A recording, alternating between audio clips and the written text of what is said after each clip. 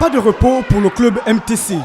De retour de Moujou en Corée du Sud, où il a été invité en tant qu'arbitre, Maître David Mbembo a profité de son passage à Port-Gentil pour organiser un stage d'arbitrage pendant 4 jours avec les taekwondoïstes de la capitale économique, tout club confondu, mais aussi présenter sa nouvelle salle sise au sein du lycée Mbourg-Avaro Joseph.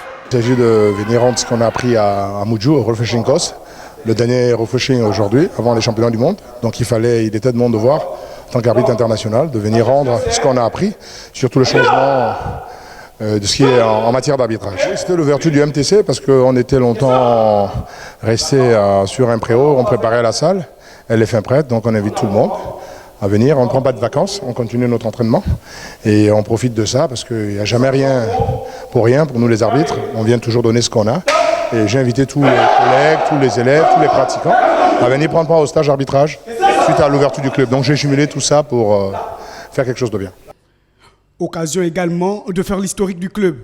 Oui, MTC, je l'ai quand je suis encore combattant, lorsque je prépare la Coupe du Monde 2009, Coupe du Monde francophone 2009 pour Lille. J'étais sur Libreville, et comme j'étais affecté professionnellement à Port-Gentil, donc l'ancien président de la fédération m'avait fait honneur de donner une lettre du ministère pour que je puisse occuper les locaux du lycée d'État. Donc ce qui a été fait depuis longtemps. Mais avec les péripéties qu'on a connues, la police a habité un peu le lycée, ils ont pris notre espace. J'ai revu le proviseur qui nous a fait l'honneur de nous donner cette très belle salle et puis on a repris notre entraînement tranquillement. En marge de l'ouverture de la salle et du stage d'arbitrage, le candidat à la présidence de la Fédération gabonaise de taekwondo a profité de donner son avis quant aux multiples reports de l'élection de la dite fédération. Oui. Bon, élection, on est habitué, on est aujourd'hui au 5e report, on attend toujours. Là, il est question de la validation de la candidature par la commission mise en place par la tutelle. On attend la publication de ces candidatures-là.